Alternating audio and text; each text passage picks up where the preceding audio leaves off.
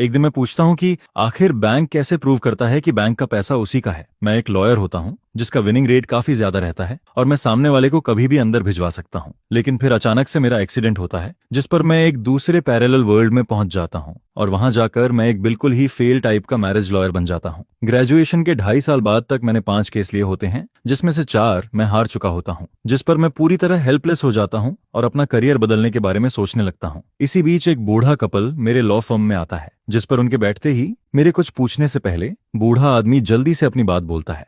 मैं चाहता हूं कि आप मेरा बचाव करो, अगर हो सके तो मेरी सजा थोड़ी कम करवा दो। यह सुनते ही मैं अंदर से काफी एक्साइटेड हो जाता हूं क्योंकि बैंक रॉबरी वाला केस सीधा क्रिमिनल प्रोसिक्यूशन तक पहुंच चुका होता है और ऐसे केस वैसे भी आसानी से हैंडल नहीं होते हैं। लेकिन मुझे तो वही केस चाहिए होता है जिसे कोई और हैंडल ना कर सके, क्योंकि इसी से मेरे लॉ फर्म की रेप्यूटेशन बन सकती है। जिस पर मैं उस अंकल से पूरे केस की कहानी डिटेल में बताने को कहता हूँ। फिर वह बताता है कि एक दिन उसकी तबीयत अचानक बहुत ज्यादा खराब हो गई थी जिस पर उसे तुरंत हॉस्पिटल ले जाने की जरूरत थी, लेकिन उससे पहले उसका बेटा वांगली इलाज के लिए उसके बैंक अकाउंट से पैसे निकालने पहुंचा था। लेकिन क्योंकि अकाउंट बूढ़े आदमी के नाम पर था इसलिए बैंक वाले उससे प्रूफ मांगने लगते हैं कि वह सच में उसी का बेटा है, जिस पर वांगली उन्हें अपना आईडी कार्ड दिखाता है, हाउस होल्ड रजिस्ट्रेशन बुक दिखाता है, यहाँ तक कि हॉस्पिटल का क्रिटिकल इलनेस नोटिस भी दिखा देता है। लेकिन फिर भी बैंक स्टाफ बहुत रूखा बिहेवियर करता है और साफ कहता है जब तक तुम्हारे पिता खुद यहाँ आकर प्रूव नहीं करेंगे कि तुम उनके बेटे हो तब तक हम तुम्हें एक भी पैसा नहीं देंगे।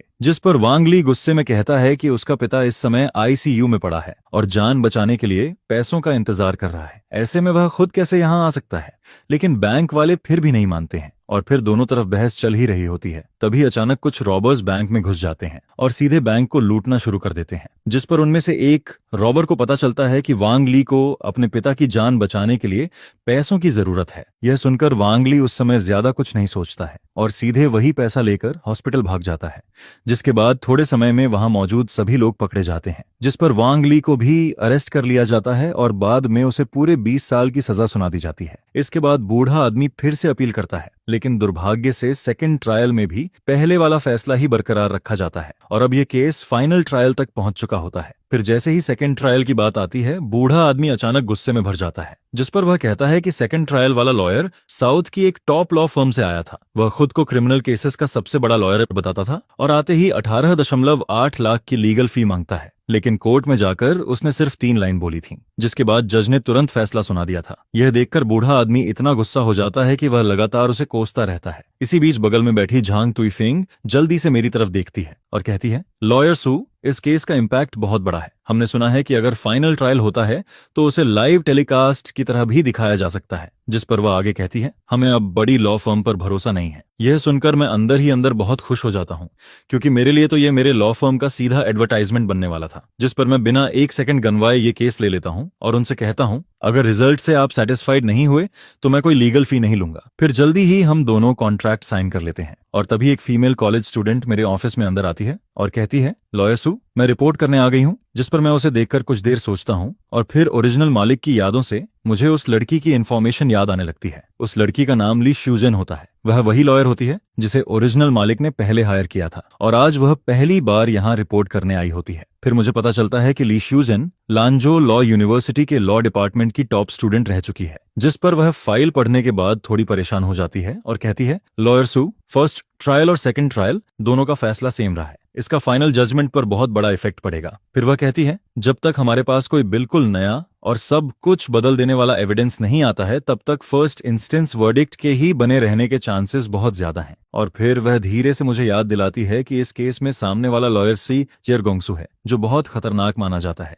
और यह उसका पहला ऐसा केस है। लेकिन दूसरी तरफ फाइल पढ़ने के बाद मेरे दिमाग में इस केस का रिजल्ट पहले से ही ऑलमोस्ट क्लियर हो चुका होता है। मेरे हिसाब से इस केस का फैसला 8 या 9 हिस्से तक तय हो चुका होता है, जबकि ली श्यूजेन अभी भी इस बात से परेशान होती रहती है कि हम ये केस नहीं जीत पाएंगे। जिस पर वह धीरे से मेरी तरफ देखकर पूछती है, लॉयर सू, क्या हम ये केस हारने वाले हैं? जिस पर मैं हल्का सा सिर हिलाता हूँ और कहता हूँ, प्रिंस का बेटा वांगली असल में रॉबरी करता ही नहीं है, फिर वह ये केस कैसे हार सकता है? यह सुनते ही ली श्यूजेन हैरान होकर पूछती है, उसने रॉबरी नहीं की। लॉयर सू, आपका मतलब क्या है? जिस पर मैं हल्की सी स्माइल करता हूं और कहता हूं, कोर्ट शुरू होने दो, तब सब पता चल जाएगा, अभी के लिए इसे सीक्रेट रहने दो। फिर मेरे होंठों पर हल्की सी मुस्कान आ जाती है और मैं कॉन्फिडेंस के साथ आगे बढ़ने लगता हूं, क्योंकि मजाक की बात यह है कि मेरी डिक्शनरी में हार नाम का कोई वर्ड ही नहीं होता है। हालांकि ली श्यूजेन मेरी बातों को लेकर बहुत क्यूरियस रहती है, लेकिन फिर भी भले ही केस लगभग तय माना जा चुका होता है, मैं फिर भी वांग ली और बाकी सस्पेक्ट से पर्सनली मिलने का फैसला करता हूं,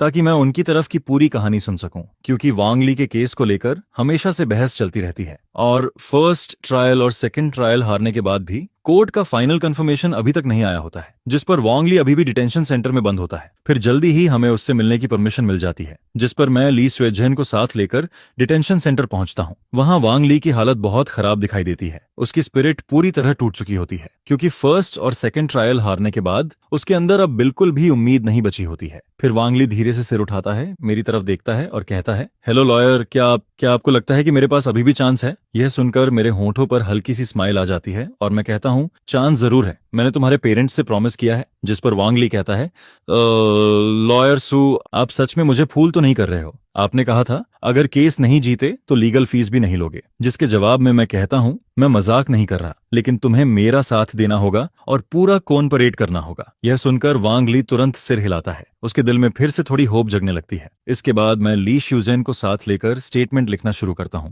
और फिर वांग ली से केस की सारी डिटेल्स पूछने लगता हूं। साथ ही फर्स्ट और सेकंड ट्रायल में उसने क्या जवाब दिए थे यह भी पूछता हूं। करीब आधे घंटे बाद मैं डिटेंशन सेंटर से बाहर निकलता हूं, जिस पर मेरे चेहरे पर सेटिस्फैक्शन साफ दिखाई देता है, क्योंकि जो कुछ भी मुझे कंफर्म करना था वह सब कंफर्म हो चुका होता है और अब मैं ल्यूजिट फाइल करने के लिए पूरी तरह रेडी होता हूं। फिर ली श्यूजेन फाइल खोलती है और थोड़ा हिचकिचाते हुए कहती है, लॉयर सू, अगर हम इसे ऐसे सबमिट करेंगे तो क्या ये थोड़ा ज्यादा फियरस नहीं हो जाएगा? इसके कुछ समय बाद वांग ली के फाइनल ट्रायल की एप्लीकेशन अप्रूव हो जाती है और उसी समय बैंक के लीगल डिपार्टमेंट को भी कोर्ट का समन मिल जाता है, जिस पर बैंक वाले थोड़ा शॉक्ड हो जाते हैं, क्योंकि लॉसूट में लिखा होता है कि बैंक की गलत हैंडलिंग की वजह से क्लाइंट वांग ली को 20 साल की सजा हुई, इसलिए अब बैंक को पब्लिक एक्सपेंसेस और मेंटल लॉस का कंपेंसेशन देना होगा। जिस पर बैंक वाले कहते हैं, हम खुद इस केस के विक्टिम हैं, हमने कोर्ट से कुछ नहीं मांगा और अब सामने वाला हमें ही सू कर रहा है। और क्योंकि वांग ली का केस पहले से ही काफी अलग था, जिसमें उसे पैसे लेकर भागने की वजह से 20 साल की सजा मिली थी, इसलिए यह टॉपिक इंटरनेट पर बहुत तेजी से फैलने लगता है। इंटरनेट पर पब्लिक ओपिनियन लगभग पूरी तरह बैंक के खिलाफ होती है। कोई कहता है, अब बैंक भी वल्नरेबल ग्रुप बन गया क्या? पैसे डिपॉजिट करो तब तो बहुत प्यार दिखाते हैं, लेकिन जब पैसे निकालने जाओ तब ऐसा बिहेवियर करते हैं। जिस पर दूसरा इंसान लिखता है,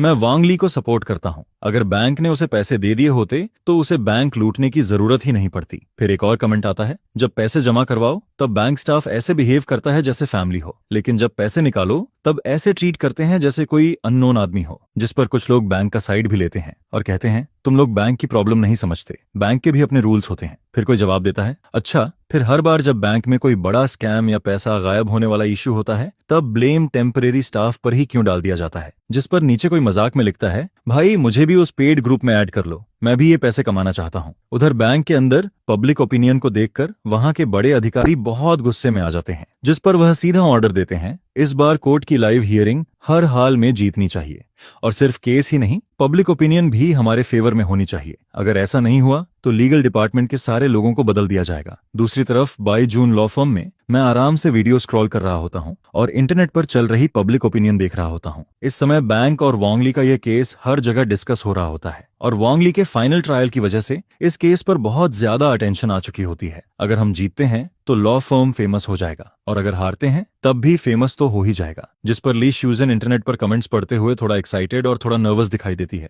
फिर वह कहती है, एक तरफ अगर हम जीत गए तो हम बहुत फेमस हो जाएंगे, लेकिन दूसरी तरफ अगर हम हार गए तो क्या होगा? मैं उसकी बात सुनकर सीधा उससे पूछता हूँ, मैंने तुम्हें पिछले कुछ सालों में इस बैंक के खिलाफ हुए सारे केसेस कलेक्ट करने को कहा था और उन लोगों के कॉन्टैक्ट डिटेल्स भी जिन्होंने बैंक पर केस किया था, क्या तुमने सब अरेंज कर लिया? जिस पर वह तुरंत फाइल्स मुझे पकड़ा देती है। फिर मैं उन कॉन्टैक्ट डिटेल्स को देखकर बैंक के खिलाफ केस करने वाले लोगों को एक एक करके कॉल करना शुरू करता हूँ। पहला नंबर मिलाने के बाद मैं कहता हूँ, हेलो, मैं बाई जून लॉ फर्म से लॉयर बोल रहा हूँ। मैंने सुना कि आपने 2.5 साल पहले इस बैंक पर केस किया था, लेकिन आप केस हार गए थे। फिर मैं कहता हूँ, मैं जानना चाहता हूँ कि आखिर उस बैंक ने आपका केस कैसे हराया। इसके बाद फोन कट जाता है और मैं तुरंत दूसरा नंबर डायल करता हूँ और उसी तरह वही बात दोबारा बोलता हूँ। यह देखकर ली श्यूजन मुझे हैरानी से देखने लगती है, क्योंकि उसे बिल्कुल उम्मीद नहीं होती कि विटनेस इस तरीके से भी ढूंढे जा सकते हैं, जिस पर वह मन ही मन सोचती है कि यह तरीका उसकी लॉ स्कूल की पढ़ाई से बिल्कुल अलग है। ये बिल्कुल फॉर्मल नहीं लगता, लेकिन सरप्राइजिंगली बहुत इफेक्टिव लगता है। उसे मेरे अंदर किसी प्रोफेशनल बैरिस्टर जैसा स्टाइल ज्यादा दिखाई नहीं देता, लेकिन फिर भी वह मुझसे बहुत कुछ सीख रही होती है। करीब 2.5 घंटे बाद मैं अपने हाथ से फोन नीचे रखता हूँ और लंबी सांस लेता हूँ, क्योंकि अब सारी तैयारी पूरी हो चुकी होती है और अब बस लॉसूट शुरू होने का इंतजार होता है। अगले दिन कोर्ट के बाहर मीडिएशन की कोशिश होती है, लेकिन जैसा मैंने सोचा था वैसा ही होता है। नांडू बैंक मीडिएशन से साफ मना कर देता है, जिस पर उनकी तरफ से कहा जाता है,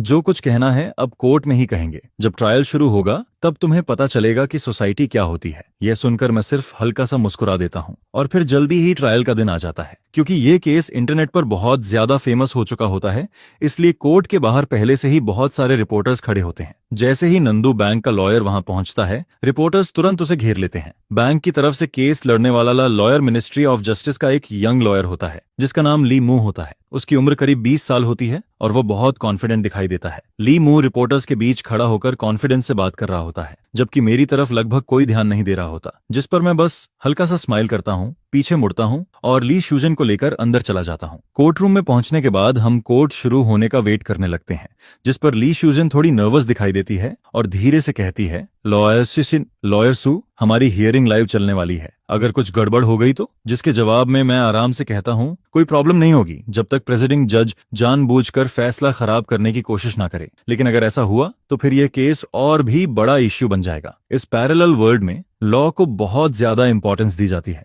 यहाँ लॉ सच में सेक्रेड माना जाता है। लॉ के सामने हर इंसान बराबर होता है। यहाँ कोई जुडिशियल फेवरेटिज्म नहीं चलता है। अगर किसी जज पर शक हो तो उसके खिलाफ एप्लीकेशन फाइल की जा सकती है, फिर देखा जाता है कि वह जज केस हैंडल कर भी सकता है या नहीं, और अगर नहीं तो उसका काम वहीं खत्म हो जाता है। यहाँ जजेस आमतौर पर लॉ के रूल्स को बहुत स्ट्रिक्टली फॉलो करते हैं, और मैंने पहले ही पता कर लिया था कि इस केस की प्रिजाइडिंग जज नांदू कोर्ट की वाइस प्रेसिडेंट जजू काइशिया है, जिन्हें लॉ की बहुत गहरी अंडरस्टैंडिंग है। और इस बार नांडू बैंक रॉबरी केस भी यू साइक्सिया ही हैंडल कर रही होती है, जिस पर मुझे बिल्कुल टेंशन नहीं होती, क्योंकि यू साइक्सिया अपने फेयर जजमेंट के लिए काफी फेमस होती है। जल्दी ही दोनों साइड्स के लॉयर्स अपनी जगह पर बैठ जाते हैं, जिसके बाद क्लर्क कोर्ट की डिसिप्लिन रूल्स पढ़ना शुरू करता है। कोर्ट की डिग्निटी बनाए रखने के लिए सबसे पहले कोर्ट डिसिप्लिन पढ़ी जाती है। सभी पार्टीज, उनके लॉयर्स और कोर्ट रूम में बैठे लोग प्रेसिडिंग जज के इंस्ट्रक्शंस फॉलो करेंगे। इसके बाद 2 एडजुडिकेटर्स कोर्ट रूम में आते हैं और फिर यू काइशिया भी अपनी सीट पर बैठ जाती है। दूसरी तरफ वोंग वू ये सब देखकर सेटिस्फाइड हो रहा होता है, क्योंकि ये ट्रायल लाइव चल रहा होता है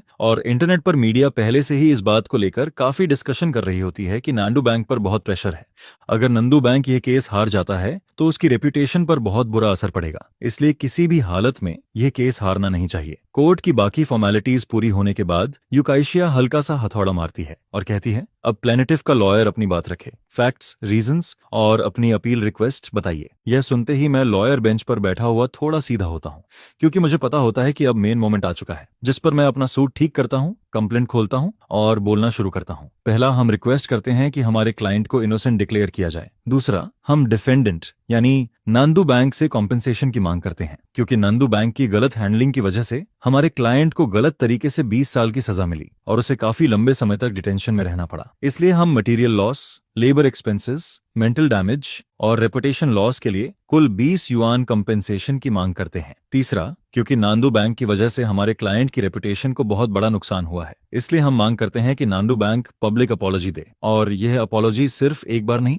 बल्कि शॉर्ट वीडियो प्लेटफॉर्म्स समेत सभी बड़े प्लेटफॉर्म्स पर कम से कम 20 दिनों तक दिखाई जाए। चौथा, हम मांग करते हैं कि नंदू बैंक के सीनियर मैनेजमेंट खुद सामने आए और पब्लिक के सामने फैक्ट्स क्लियर करें, सिर्फ हमारे क्लाइंट के लिए नहीं बल्कि उन सभी लोगों के लिए भी जिनके साथ बैंक ने ऐसा ही बिहेवियर किया है, और उनसे भी अपॉलॉजी मांगी जाए। मेरी बात खत्म होते ही पूरा कोर्ट रूम कुछ सेकंड्स के लिए बिल्कुल शांत हो जाता है। हर किसी के चेहरे पर क्वेश्चन मार्क दिखाई देने लगता है, क्योंकि किसी को समझ ही नहीं आता कि अभी हुआ क्या है। सबके दिमाग में बस एक ही बात चल रही होती है, ये लॉयर आखिर चाहता क्या है। लोगों को लगा था कि शायद हम सिर्फ वांग ली की सजा कम करवाने की कोशिश करेंगे, लेकिन यहाँ तो मैं सीधा नंदू बैंक से कंपेंसेशन मांग रहा होता हूँ, और सिर्फ कंपेंसेशन ही नहीं बल्कि मेंटल डैमेज, रेपुटेशन लॉस और पब्लिक अपॉलॉजी तक की मांग कर रहा होता हूँ, जिस पर कोर्ट रूम में बैठे कई लोग हैरान हो जाते हैं। उन्हें लगता है कि अगर यह केस नॉर्मली चलता तो शायद वोंग ली की सजा थोड़ी कम हो जाती और उसी को लोग जीत मान लेते, लेकिन मैंने तो सीधा पूरा गेम ही बदल दिया था। उधर नंदू बैंक के लीगल ऑफिस में बैठे लोग लाइव ट्रायल देख रहे होते हैं, जिस पर वांग वू गुस्से में धीरे से गाली देता है। उसके बगल में बैठा शू जी की मैकी जी कियांग हंसते हुए कहता है, प्रेसिडेंट वांग, इस तरह की अपील पूरी तरह बेकार है। उसके पास ना कोई फैक्ट्स हैं ना कोई लीगल बेसिस। फिर वह आगे कहता है, हो सकता है ये खुद ही फॉल्स स्टेटमेंट की वजह से अंदर चला जाए और तब पब्लिक ओपिनियन भी पूरी तरह हमारी तरफ हो जाएगी। जिस पर वांग वू ठंडी आवाज में कहता है, कुछ भी हो लेकिन इस बार हमारा नांडू बैंक ये केस शानदार तरीके से जीतना चाहिए, समझे? यह सुनकर शू झिकियांग तुरंत सिर हिलाता है। उधर कोर्ट रूम में सामने वाला लॉयर लीमो मेरी बात सुनकर खुद को रोक नहीं पाता और हल्की सी हंसी के साथ कहता है, इस तरह की अपील के लिए क्या प्लेनेटिव साइड के लॉयर के पास कोई रेलेवेंट एविडेंस या लीगल बेसिस भी है? अगर नहीं है तो। लेकिन उसके पूरा बोलने से पहले ही मैं हल्का सा स्माइल करता हूं और कहता हूं, मुझे लगता है इसका डिफेंस लॉयर से कोई लेना देना नहीं है। फिर मैं जज की तरफ देखकर कहता हूं, प्रिसाइडिंग जज, सामने वाला लॉयर मुझ पर वर्बली अटैक कर रहा है और जस्टिस की नॉर्मल प्रोसेस में इंटरफियर करने की कोशिश कर रहा है, इसलिए मैं रिक्वेस्ट करता हूं कि इन्हें कोर्ट रूम से बाहर भेजा जाए। यह सुनते ही लीमो कुछ बोलने की कोशिश करता है, लेकिन उससे पहले ही यूकाएशिया हल्का सा भौहें सिकोड़ती है और हथौड़ा मारते हुए कहती है,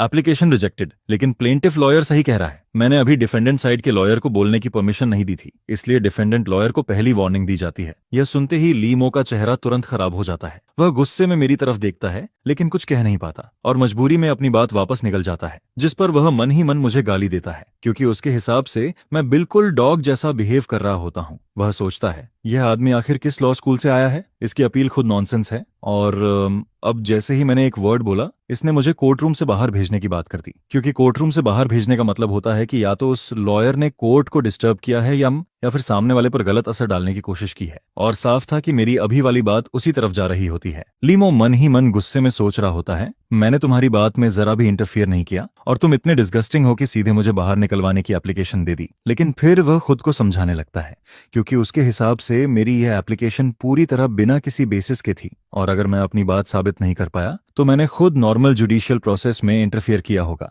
जिस पर मुझे डिटेंशन तक हो सकती है। और अगर ऐसा हुआ तो सिर्फ ये केस नहीं बल्कि पब्लिक ओपिनियन में भी नंदू बैंक सीधा जीत जाएगा। यह सोचकर लीमो धीरे धीरे शांत होने लगता है। उधर जज यूकाएशिया हल्का सा भौहें सिकोड़ती है और मेरी तरफ देखकर कहती है, प्लेनेटिव साइड के लॉयर को वार्निंग दी जाती है। एक प्रेसिडिंग जज होने के नाते मैं अभी तक आपकी लिटिगेशन रिक्वेस्ट को सही नहीं मानती हूँ। अगर आपके पास फैक्चुअल बेसिस या लीगल बेसिस नहीं हुआ तो क्रिमिनल लॉ के हिसाब से कोर्ट में फॉल्स स्टेटमेंट देने पर प्रोसिक्यूशन हो सकता है और फॉल्स लिटिगेशन के लिए क्रिमिनल रिस्पॉन्सिबिलिटी भी तय की जा सकती है। तो क्या आप श्योर हैं कि आपकी लिटिगेशन रिक्वेस्ट में कोई प्रॉब्लम नहीं है? यह सुनते ही बगल में बैठी ली श्यूजन नर्वस हो जाती है। वह धीरे से मेरा कपड़ा पकड़कर मुझे शांत करने की कोशिश करती है, लेकिन मैं बहुत सीरियस होकर सिर हिलाता हूँ और कहता हूँ, चीफ जज, मुझे अच्छे से पता है कि अगर मैं झूठ बोलूं तो उसके क्या कॉन्सिक्वेंसेज होंगे। मैं कोर्ट में कही गई अपनी हर बात की पूरी जिम्मेदारी लेता हूँ। यह सुनते ही पूरे कोर्ट रूम में हलचल मच जाती है, जिस पर यूकाएशिया कहती है, अगर आपने अपनी लिटिगेशन रिक्वेस्ट कंफर्म कर दी है तो अब डिफेंडेंट साइड यानी नंदू बैंक अपनी डिफेंस रखे। अब LIMO को बोलने का मौका मिल जाता है, जिस पर वह थोड़ा सीधा होकर खड़ा होता है और अपनी डिफेंस पढ़ना शुरू करता है। हमारी तरफ से डिफेंस इस प्रकार है, पहला, प्लेंटिफ की सारी एक्यूजेशंस को रिजेक्ट किया जाता है। दूसरा, प्लेंटिफ ने हमारे नांदू बैंक पर झूठे आरोप लगाए हैं, इसलिए हम रिक्वेस्ट करते हैं कि इस बिहेवियर को सीरियसली लिया जाए और उसके खिलाफ सख्त एक्शन लिया जाए ताकि लॉ की डिग्निटी बनी रहे। तीसरा, प्लेनेटिफ ने हमारी रेपुटेशन को नुकसान पहुंचाया है, इसलिए हम 5 लाख युआन कंपेंसेशन की मांग करते हैं। और चौथा, प्लेनेटिफ हमारी सारी लीगल फीस भी पे करेगा। इतना कहकर लीमो अपनी बात खत्म कर देता है, जिस पर यूकाएशिया कुछ सेकंड्स तक दोनों साइड्स की बात सोचती रहती है। फिर वह कहती है, दोनों साइड्स अपनी क्लेम्स सबमिट कर चुकी हैं, अब प्लेनेटिव साइड फैक्ट्स और लीगल बेसिस पेश करे। यह सुनते ही कोर्ट रूम में बैठे सभी लोगों की नजरें मेरी तरफ आ जाती हैं, क्योंकि मेरी लॉसूट रिक्वेस्ट शुरू से ही बहुत आउटरेजियस लग रही होती है। उधर ली श्यूजन मेरे बगल में बैठी बैठी नर्वस होकर पसीना बहा रही होती है। वह धीरे से कहती है, लॉयर सू, अब क्या करेंगे? क्या हमारे पास कोई एविडेंस है भी? लेकिन मैं उसकी तरफ देखकर बस हल्का सा स्माइल करता हूँ। फिर मैं धीरे से खड़ा होता हूँ और जज की तरफ देखकर कहता हूँ, चीफ जज, रेलेवेंट लीगल बेसिस रखने से पहले मैं अपने क्लाइंट से रिक्वेस्ट करना चाहता हूं कि वह उस दिन की पूरी घटना खुद बताए, जिस पर मेरी एप्लीकेशन अप्रूव हो जाती है। यूकाइशिया कहती है, ठीक है, अब प्लेनेटिव उस दिन की घटना बताए। यह सुनकर वांग ली धीरे धीरे अपनी सीट से खड़ा होता है। वह बगल में खड़े दोनों बैलीफ्स की तरफ देखता है। फिर जैसे ही उसकी नजर मुझ पर पड़ती है, उसका नर्वस मूड थोड़ा शांत हो जाता है, जिस पर वह धीरे से कहता है, जज, क्या मैं थोड़ा पानी पी सकता हूँ? यूकाइशिया इसकी परमिशन दे देती है। फिर एक बैलीफ वांग ली को पानी की बोतल देता है और पानी पीने के बाद उसकी नर्वसनेस थोड़ी कम हो जाती है। फिर वांग ली बोलना शुरू करता है, उस दिन की बात बहुत सिंपल थी। मेरे डैड आईसीयू में थे और उन्हें तुरंत पैसों की जरूरत थी, इसलिए मैं नंदू बैंक गया था। लेकिन बैंक स्टाफ ने मुझे पैसे देने से मना कर दिया क्योंकि अकाउंट मेरे डैड के नाम पर था। उन्होंने कहा कि मेरे डैड खुद बैंक आए तभी पैसे मिलेंगे। फिर जब मैं उनसे आर्ग्यू कर रहा था, तभी अचानक कुछ लोग बैंक में घुस आए और बैंक लूटना शुरू कर दिया। उनमें से एक आदमी ने मुझे जमीन पर बैठे हुए देखा। मैं उस समय बहुत परेशान था। फिर उसने मुझे लूटे हुए पैसों में से कुछ पैसे दिए और उसके बाद मैं वह पैसा लेकर हॉस्पिटल चला गया। इतना सुनते ही मैं हाथ उठाता हूँ और कहता हूँ, प्रिजाइडिंग जज, मैं अपने क्लाइंट से कुछ डिटेल्स पूछना चाहता हूँ, जिस पर जज परमिशन दे देती है। फिर मैं वांग ली से पूछता हूँ, क्या आप रॉबरी में शामिल थे? अगर नहीं तो डिटेल में बताइए कि उस रॉबर ने आपको पैसे कैसे दिए। यह सुनकर वांग ली थोड़ा सोचने लगता है। फिर वह कहता है, मुझे याद है, एक छोटा सा आदमी था। उसने मुझे जमीन पर सिर पकड़कर रोते हुए देखा। फिर उसने मुझे डांटा और पूछा कि मैं इतना परेशान क्यों हूं, जिस पर मैंने उसे बताया कि मेरे डैड हॉस्पिटल में हैं और मुझे पैसे नहीं मिल रहे, इसलिए मैं रो रहा हूं। फिर उसने कहा कि वह भी बैंक इसलिए लूट रहा है ताकि अपने फैमिली को बचा सके। और ये सुनने के बाद उसने अपनी जेब से 2 बंडल पैसे निकाले और मेरे हाथ में रख दिए। इसके बाद मैं फिर पूछता हूँ, जब उसने तुम्हें पैसे दिए तो तुमने सबसे पहले क्या किया? जिस पर वांग ली तुरंत जवाब देता है, मुझे वह पल बहुत अच्छे से याद है। मैंने पहले वह पैसे लेने से मना कर दिया था क्योंकि मैं बहुत डर गया था। लेकिन फिर उसने मुझे डांटा और कहा कि अगर मैंने पैसे नहीं लिए तो मैं एक अनफाइल सन हूँ, जिस पर मैंने पैसे ले लिए। यह सुनकर मैं सिर हिलाता हूँ और कहता हूँ, थैंक यू, हमारी तरफ से सवाल खत्म हो गए। फिर यूकाइशिया डिफेंडेंट साइड की तरफ देखती है और कहती है, प्लेनेटिव साइड की क्वेश्चनिंग खत्म हो चुकी है, अब आप अपनी लीगल एक्सप्लेनेशन दीजिए। जिस पर मैं धीरे से अपनी फाइल खोलता हूँ और आगे बोलने लगता हूँ। इस मटेरियल में बहुत सारी प्रॉब्लम्स हैं और इस वर्डिक्ट में भी कई अनरीजनेबल बातें होती हैं, जिस पर यह हमारे क्लाइंट्स को बहुत सीरियस नुकसान पहुंचाता है। और टिंक्शन फैक्ट्री में मौजूद सभी लोगों की नजरें मुझ पर टिक जाती हैं क्योंकि मेडिकल ट्रायल का जजमेंट पूरी तरह अनरीजनेबल लगता है, जिसका मतलब साफ होता है कि मैं जूरी के फैसले को ओवरटर्न करना चाहता हूँ। जिस पर टिंक्शन फैक्ट्री में मौजूद जूरी और स्पेक्टेटर्स सभी लोग मेरी तरफ देखने लगते हैं और साथ ही लाइव ब्रॉडकास्ट वेन्यू के बाहर जो ऑडियंस इस ट्रायल को देख रही होती है, वो भी अचानक समझ जाती है कि मैं मेडिकल ट्रायल के वर्डिक्ट से बिल्कुल कन्विंस्ड नहीं हूं, बल्कि मैं इस पूरे मेडिकल ट्रायल के लीगल जजमेंट को ओवरटर्न करना चाहता हूं। फिर कोई कहता है, अब 666 बोलने की जरूरत नहीं है, बस इतना कहो कि यह बहुत ऑसम है। जिस पर चाहे फाइनल वर्डिक्ट कुछ भी हो, लेकिन यह मेडिकल ट्रायल को ओवरटर्न करने वाली बात सबको बहुत इंटरेस्टिंग लगती है। इसके बाद कोई कहता है कि मेडिकल ट्रायल के अनरीजनेबल हिस्सों पर सवाल उठाना तो ठीक है, लेकिन अगर इस वर्डिक्ट को ओवरटर्न करना है तो उसके लिए नए एविडेंस देने पड़ेंगे जिससे यह साबित हो सके।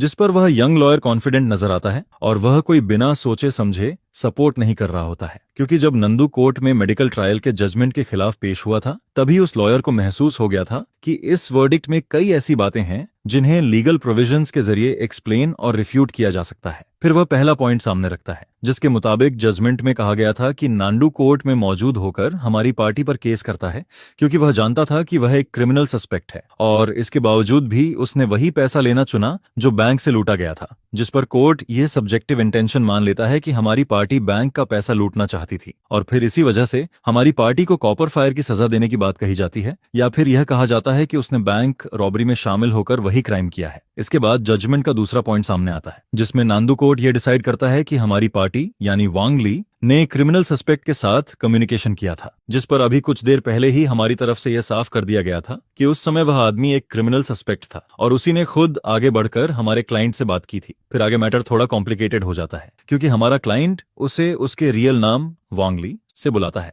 जिस पर वांग ली साफ साफ बताता है कि उस समय वह आदमी क्रिमिनल सस्पेक्ट था और वही खुद आगे बढ़कर उससे पूछता है कि वह बैंक में रो क्यों रहा है। यह सुनकर वांग ली उसे अपने बारे में बताता है, जिसके बाद वह सस्पेक्ट खुद अपनी तरफ से उसे पैसे देता है ताकि वह हॉस्पिटल जाकर बिल पे कर सके और अपने क्रिटिकली इल फादर का ट्रीटमेंट करा सके। फिर सबसे पहले वांग ली यह कहता है कि उस समय उसके अंदर सिर्फ वरी और फियर थी, जिस पर वह प्रिजाइडिंग जज से भी यही पूछता है कि जब वांग ली का पहला रिएक्शन ही डर था, तो फिर कैसे यह माना जा सकता है कि वांग ली बैंक का पैसा लूटना चाहता था, क्योंकि किसी भी इंसान का पहला रिएक्शन डर होना ही उसकी सब्जेक्टिव इंटेंशन को दिखाता है, और वांग ली का पहला रिएक्शन साफ तौर पर फियर था। इसके बाद वांग ली एक और बात बताता है, वह कहता है कि उस सस्पेक्ट ने उसे डांटा था, जिस पर उस समय की सिचुएशन को देखकर साफ समझ आता है कि सस्पेक्ट वांग ली के बिहेवियर से खुश नहीं था। लेकिन सबसे बड़ी बात यह होती है कि उस सस्पेक्ट के हाथ में एक डेंजरस वेपन भी था, जिस पर ऐसी कंडीशन में वांग ली की जान की कोई गारंटी नहीं रहती है। और हमारे देश के लॉ के मुताबिक वांग ली इस सिचुएशन में इमरजेंसी अवॉइडेंस की कंडीशन को पूरा करता है, जिस पर उसे किसी भी तरह की रिस्पॉन्सिबिलिटी लेने की जरूरत नहीं होती है। फिर इन सभी बातों के आधार पर हम यह बताते हैं कि नांदू स्ट्राइक कोर्ट का जजमेंट सेकेंड इंस्टेंस और मेडिकल ट्रायल के जजमेंट से मेल नहीं खाता है, जिस पर हम ऑफिशियली अप्लाई करते हैं कि नांडू स्ट्राइक कोर्ट और नांडू अल्टीमेट कोर्ट में वांग ली के मेडिकल ट्रायल और सेकेंड इंस्टेंस जजमेंट को विड्रॉ किया जाए। यह सुनते ही पूरे ट्रायल सीन में हलचल मच जाती है और मेरी तरफ से उठाए गए इन शार्प सवालों को सुनकर हर कोई स्टंट रह जाता है। फिर कुछ लोग ध्यान से सोचने के बाद मेरी तरफ एडमिरेशन और करेज से देखने लगते हैं, जिस पर वांग ली की आंखें भी चमकने लगती हैं, क्योंकि अब उसे महसूस होता है कि वह इनोसेंट है और बच सकता है, उसे जेल नहीं जाना पड़ेगा और नांडू बैंक हार सकता है। जिस पर वांग ली के चेहरे पर एक्साइटमेंट साफ दिखाई देने लगती है और उसे यह सब बहुत ग्रेट लगने लगता है। फिर ली शूजन, जो अब तक अक्सर दबाव में रहती थी, वह भी राहत की सांस लेती है और वह मेरी तरफ एडमिरेशन से भरी नजरों से देखने लगती है। वह सोचती है कि इस तरह का लॉ सूट सच में जीतने की होप रखता है, ये बहुत अमेजिंग है। और जिस लॉ फर्म को उसने चुना था उसका फैसला बिल्कुल सही था। लेकिन उसी समय नंदू बैंक के लीगल अफेयर्स डिपार्टमेंट में बैठे वांग वू का चेहरा पूरी तरह बदल जाता है और उसके चेहरे पर शॉक और हॉरर साफ दिखाई देने लगता है, जिस पर वह जस्टिस मिनिस्टर शू जी कियांग की तरफ ठंडी नजरों से देखता है और कहता है, मिनिस्टर शू, क्या आपने नहीं कहा था कि मेरे साथ रहते हुए ये केस जरूर जीता जाएगा? लेकिन अब ये क्या हो रहा है? न सिर्फ तुम सेंटेंस बढ़ा नहीं पाए, बल्कि दूसरी साइड को एक्विटल के लिए अप्लाई करने का मौका भी दे दिया। और अगर सामने वाली साइड सच में जीत गई तो तुम्हें पता है कि हमारे बैंक को कितना बड़ा नुकसान होगा। जब ऐसा होगा तब तुम्हारा पूरा लीगल डिपार्टमेंट अपना सामान बांधकर यहाँ से निकल जाएगा। जिस पर शू झीकियांग जल्दी से कहता है, हंगचेंग वांग, आप चिंता मत कीजिए, ये केस अभी खत्म नहीं हुआ है। सामने वाले लॉयर में थोड़ी स्किल जरूर है, लेकिन हमारे बैंक का लीगल डिपार्टमेंट बैंक का पैसा बेकार में नहीं खाता है। सामने वाले लॉयर ने जो 2 पॉइंट्स उठाए हैं उनमें सच में कोई प्रॉब्लम नहीं है, लेकिन फर्स्ट इंस्टेंस जजमेंट में अभी भी कई और पॉइंट्स बचे हुए हैं और वही सबसे ज्यादा इंपॉर्टेंट है। यह कहते हुए शू जिकियांग फर्स्ट इंस्टेंस वर्डिक्ट की फाइल निकालता है, जिस पर वांग वू उसे देखता है और ठंडी आवाज में कहता है, बेहतर होगा कि तुम कोई गड़बड़ मत करना। इस लाइव ब्रॉडकास्ट पर नजर रखो और अगर कोई भी नई सिचुएशन आए तो तुरंत आकर मुझे रिपोर्ट करना, क्योंकि यह लॉसूट किसी भी हालत में हारना नहीं चाहिए। इसके बाद वांग वू ऑफिस से बाहर चला जाता है, जिस पर शू झीकियांग एक लंबी सांस छोड़ता है और अपने माथे का पसीना पोंछता है, क्योंकि अभी कुछ देर पहले वांग वू की मौजूदगी ने उस पर बहुत ज्यादा प्रेशर डाल दिया था। और एक जस्टिस मिनिस्टर होने के नाते शू झीकियांग खुद भी जानता है कि उन्हें यह केस जरूर जीतना चाहिए। लेकिन जब भी वह सामने वाले लॉयर को देखता है, उसके मन में अचानक एक ख्याल आने लगता है, क्या होगा अगर सामने वाली साइड जीत गई? फिर वह तुरंत अपने दिमाग में इस बात को नकार देता है, क्योंकि उसके हिसाब से सामने वाली साइड सिर्फ एक छोटी और अननोन लॉ फर्म है और वह कैसे छोटा लॉयर कोर्ट में खड़ा होता है। और मैं प्रिजाइडिंग जज यू साइक्सिया की तरफ देखता हूँ। हमारा स्टेटमेंट पूरा हो चुका है, जिस पर यूकाइशिया हल्का सा सिर हिलाती है और फिर लीमो नंदू बैंक और प्रोसिक्यूटर की तरफ देखकर कहती है, क्या किसी को कुछ और ऐड करना है? लीमो मेरी तरफ ध्यान से देखता है और मन ही मन मुझे कोसने लगता है, क्योंकि उसके हिसाब से यह सूबाई बहुत ज्यादा बोलने में स्मार्ट है। उसने जजमेंट के सिर्फ पहले 2 पॉइंट्स की बात की और बाकी 4 पॉइंट्स का जिक्र तक नहीं किया। फिर लीमो अपना हाथ उठाता है, प्रिजाइडिंग जज, मुझे एक सवाल पूछना है। जिस पर लीमो हाथ उठाकर प्रेसिडिंग जज से परमिशन मांगता है। यूकाइशिया डिफेंडेंट की तरफ देखती है और फिर कहती है, डिफेंडेंट्स लॉयर, अगर आपका कोई सवाल है तो आप कोर्ट में पूछ सकते हैं। लीमो गहरी सांस लेता है और मेडिकल ट्रायल का वर्डिक्ट निकालता है। फिर वह कहता है, प्रिजाइडिंग जज, मैं प्लेंटिफ्स लॉयर के स्टेटमेंट पर ऑब्जेक्शन लगाना चाहता हूं और इसके पीछे रीजन ये है। अभी कुछ देर पहले प्लेनेटिव्स लॉयर ने नांडू कोर्ट के फर्स्ट इंस्टेंस जजमेंट से डिससैटिस्फैक्शन दिखाई और उसके रीजंस भी बताए, लेकिन उन्होंने जजमेंट के सिर्फ पहले 2 पॉइंट्स की बात की और जानबूझकर बाकी पॉइंट्स को इग्नोर कर दिया। जबकि जजमेंट का तीसरा पॉइंट यह था कि नांडू प्रोविंशियल कोर्ट ने यह माना था कि वांगली जानता था कि यह पैसा बैंक का है, क्योंकि वांगली ने खुद अपने स्टेटमेंट में बताया था कि बैंक से बाहर निकलने के बाद वह डेंजर से बाहर आ चुका था, लेकिन इसके बावजूद भी उसने वही पैसे लेकर हॉस्पिटल जाने और बिल पे करने का फैसला किया। जिस पर यह साफ होता है कि यह वांगली का खुद का सब्जेक्टिव डिसीजन था, यह वैसा इमरजेंसी अवॉइडेंस नहीं था जैसा प्लेनेटिव्स लॉयर अभी बता रहे हैं। तो मैं प्लेनेटिव्स लॉयर से पूछना चाहता हूं, जब वांगली को पता था कि यह बैंक का पैसा है तो उसने पुलिस को कॉल क्यों नहीं किया, या फिर किसी सेफ जगह पर पहुंचने के बाद बैंक का पैसा वापस क्यों नहीं किया? लेकिन वांगली ने उल्टा वही पैसा हॉस्पिटल में यूज किया और फीस पे पे की, जिस पर यह साफ दिखता है कि वह शुरू से जानता था कि यह पैसा बैंक से लूटा गया था। दूसरी बात, मान लो किडनैपर्स ने उसे थ्रेटन किया था, लेकिन जैसे ही वांग ली बैंक से बाहर निकला वह डेंजर से बाहर आ चुका था, इसलिए उसके ऊपर इमरजेंसी अवॉइडेंस लागू नहीं होती है। यह सीधा सीधा अपने पिता को बचाने के लिए बैंक का पैसा यूज करना हुआ, और मैं जानता हूं कि यह ह्यूमैनिटी है। मैं वांग ली के अपने पिता के लिए प्यार और केयर को डिनाई नहीं करता, लेकिन लॉ एंड फैक्ट्स के हिसाब से देखें तो वांग ली के खिलाफ दिया गया जजमेंट बिल्कुल सही है। इतना कहकर लीमो अपनी बात खत्म करता है और फिर मेरी तरफ देखता है, क्योंकि उसकी आखिरी वाली लाइन उसने वहीं पर ऐड की थी। वह खुद भी जानता था कि इस केस की पब्लिक ओपिनियन बहुत बड़ी हो चुकी है, इसलिए उसे केस जीतने के साथ साथ लोगों की राय का भी ध्यान रखना पड़ रहा था। नहीं तो अगर केस जीत भी जाता तब भी नंदू बैंक के रेपुटेशन को बहुत बड़ा नुकसान हो सकता था। जिस पर प्रेसिडिंग जज कहती है, प्लेनेटिव साइड, क्या आपको डिफेंडेंट साइड की बात पर कोई ऑब्जेक्शन है या आप कोई अलग ओपिनियन रखना चाहते हैं? लीमो जानबूझकर प्रोवोके करने वाले अंदाज में मेरी तरफ देखता है, जिस पर मेरे होंठों पर हल्की सी स्माइल आती है, क्योंकि मैं इसी मौके का इंतजार कर रहा था। अब नंदू बैंक पर मूव करने का टाइम आ चुका था। फिर मैं कहता हूं, प्रिजाइडिंग जज, मुझे डिफेंडेंट साइड की बात पर कोई ऑब्जेक्शन नहीं है। उनके लॉयर ने अपने पॉइंट ऑफ व्यू से सही बात कही है, लेकिन एक चीज है जिसे डिफेंडेंट साइड के लॉयर ने इग्नोर कर दिया। मैं उनसे एक सवाल पूछना चाहता हूं, आप ये कैसे प्रूव करते हैं कि वांग ली को जो पैसा मिला था वह बैंक का ही पैसा था? क्या आपके पास कोई ऐसा एविडेंस है जिससे यह साबित हो सके कि वह पैसा बैंक का था? क्योंकि डिफेंडेंट साइड के लॉयर ने यह कहा कि हमारे क्लाइंट वांग ली ने बैंक का पैसा हॉस्पिटल में यूज किया और उसी आधार पर उन्होंने वांग ली की सब्जेक्टिव इंटेंशन डिसाइड कर ली। लेकिन सबसे बड़ा सवाल यह है कि यह कैसे प्रूव होगा कि वह पैसा बैंक का ही था? मेरा यह सवाल सुनते ही लीमो एकदम चुप हो जाता है। उसे समझ ही नहीं आता कि इसका मतलब क्या है। बैंक का पैसा बैंक का है, ये प्रूव कैसे किया जाए? यह सवाल सुनकर लीमो पूरी तरह स्टंट रह जाता है, और ट्रायल में बैठे कई लोग भी कुछ सेकंड्स के लिए कंफ्यूज हो जाते हैं, क्योंकि यह सवाल बहुत अजीब था, लेकिन फिर भी टेक्निकली गलत नहीं था। और लाइव ब्रॉडकास्ट देख रहे ऑडियंस भी कुछ सेकंड्स के लिए शॉक में चले जाते हैं। फिर कोई कहता है, ये क्या मतलब हुआ? बैंक को यह प्रूव करना पड़ेगा कि बैंक का पैसा उसी का है? जिस पर दूसरा कहता है, इस लॉयर में कुछ तो बात है, ये लॉ सूट अब कहां से कहां पहुंच गया? फिर कोई और कहता है, मुझे लग रहा है मेरा दिमाग खराब हो गया है। क्या यह लॉ सूट वांग ली के बारे में नहीं था? क्या फोकस वांग ली की सेंटेंस कम करवाने पर नहीं होना चाहिए था? बैंक तो यहाँ न अटैकर है, लेकिन अब वांग ली का लॉयर ही इतना एग्रेसिव क्यों हो गया है? जिस पर दूसरा जवाब देता है, पता नहीं, लेकिन मुझे यह लॉ सूट बहुत इंटरेस्टिंग लग रहा है, इसे देखना काफी कूल है। कोर्ट रूम में मेरे इस ट्रिकी सवाल ने लीमो को पूरी तरह साइलेंट कर दिया, और कुछ देर तक उसे समझ ही नहीं आता कि मैं आखिर सोच क्या रहा हूँ। क्योंकि सवाल पूछने के हिसाब से देखा जाए तो मेरे सवाल में कोई प्रॉब्लम नहीं थी, लेकिन अगर फैक्ट्स के हिसाब से देखें तो रॉबर्स बैंक से जो पैसा लूट कर लाए थे वह बैंक का नहीं था, तो फिर क्या वह आसमान से गिरा था? जिस पर ली श्यूजन मेरी तरफ ध्यान से देखने लगती है, जैसे उसे कुछ समझ आने लगा हो, और यूकाइशिया भी लॉ सीक्वेंस को देखकर शांत तरीके से मेरी तरफ देखती है। प्लेनेटिव्स लॉयर, क्या आपके स्टेटमेंट को सपोर्ट करने के लिए आपके पास कोई एविडेंस या लीगल बेसिस है? मैं तुरंत कहता हूँ, यस प्रेसिडिंग जज। फिर मैं डॉक्टर फैमिली की तरफ से दिया गया एक डॉक्यूमेंट बाहर निकालता हूँ। प्रिजाइडिंग जज, यह वह एविडेंस है जो प्रोसिक्यूशन ने उस समय सबमिट किया था। इस एविडेंस के मुताबिक रॉबर्स ने सिर्फ बैंक के अंदर रखा हुआ पैसा नहीं लूटा था, बल्कि उन्होंने उन कस्टमर्स को भी लूटा था जो बैंक में विथड्रॉल के लिए आए थे, और उन सभी पैसों को एक साथ सैक्स में डाल दिया गया था। सर्वेलेंस डिवाइस के अकॉर्डिंग जिस रॉबर ने वांग ली को पैसे दिए थे उसने सैक बैग में से कैश के 2 बंडल निकाले थे, लेकिन यह पता लगाना इम्पॉसिबल था कि वह पैसे बैंक से लूटे गए थे या फिर किसी कस्टमर के विथड्रॉन पैसे थे। जिस पर अगर यह आइडेंटिफाई ही नहीं हो सकता तो बैंक ये कैसे प्रूव करेगा कि वह पैसा बैंक का था? और अगर बैंक ये प्रूव नहीं कर सकता तो फिर वह ये भी प्रूव नहीं कर सकता कि हमारी साइड बैंक रॉबरी में शामिल थी। ये सुनकर वहां मौजूद सभी लोगों के दिमाग में क्वेश्चन मार्क आ जाता है, क्योंकि उन्हें समझ नहीं आता कि मामला अब इस पॉइंट तक कैसे पहुंच गया। जिस पर यूकाइशिया हल्का सा भौहें सिकोड़ती है। वह इतने सालों से प्रेसिडिंग जज रही है और उसने सैकड़ों केसेस हैंडल किए हैं। इस रॉयल रॉबरी केस का सोसाइटी पर बहुत बड़ा इम्पैक्ट पड़ा था, इसलिए कोर्ट के प्रेसिडेंट ने उसे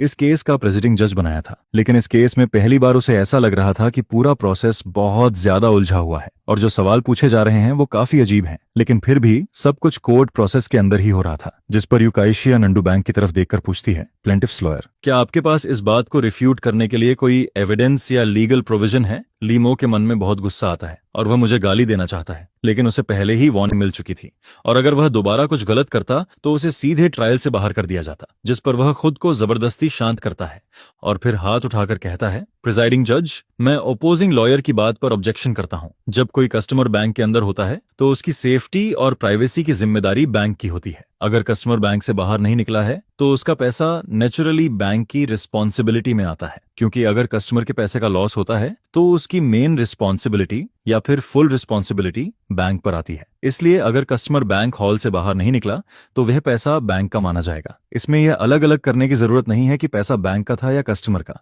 क्योंकि जब तक पैसा बैंक हॉल में है तब तक वह बैंक प्रॉपर्टी माना जाएगा। यह कहते हुए लीमो लगातार मेरी तरफ घूरता रहता है और उसके चेहरे पर मेरे लिए रेजेंटमेंट साफ दिखाई देता है, जिस पर मैं हल्की सी स्माइल करता हूं और फिर कुछ सोचने के बाद हाथ उठाकर प्रेसिडिंग जज से कहता हूं, प्रेसिडिंग जज, नंदू बैंक की तरफ से अभी जो बात कही गई है उसके बारे में मेरे पास एक केस है। यह केस करीब 6 महीने पहले का है। उस समय एक कस्टमर ने बैंक से पैसे निकाले थे, लेकिन जैसे ही वह पैसे लेकर बाहर निकला तभी लेवल 4 पर वेट कर रहे रॉबर ने उससे पैसे छीन लिए। उस टाइम उस कस्टमर से 1,50,000 युआन लूट लिए गए थे। फिर बाद में रॉबर मर गया, लेकिन उसने वह पैसे पहले ही खर्च कर दिए थे, इसलिए पैसे वापस नहीं मिल पाए, जिस पर वह कस्टमर बैंक के पास गया और कंपेंसेशन मांगा। फिर उसने नंदू बैंक पर लगातार केस भी किया, लेकिन उस समय बैंक ने कोर्ट में यह कहा था कि जैसे ही कस्टमर काउंटर से बाहर निकल गया उसके बाद बैंक रिस्पॉन्सिबल नहीं है, और बैंक ने यह भी कहा था कि कस्टमर ने अपने पैसे की प्रॉपर सेफ्टी नहीं रखी, जिसकी वजह से वह कस्टमर केस हार गया। लेकिन अब नांदू बैंक खुद कह रहा है कि जब तक कस्टमर बैंक हॉल में है तब तक उसके पैसे की सेफ्टी की रिस्पॉन्सिबिलिटी बैंक की है, और अगर पैसे का नुकसान होता है तो बैंक उसकी जिम्मेदारी लेगा। तो फिर आखिर नंदू बैंक की रियल बात कौन सी है?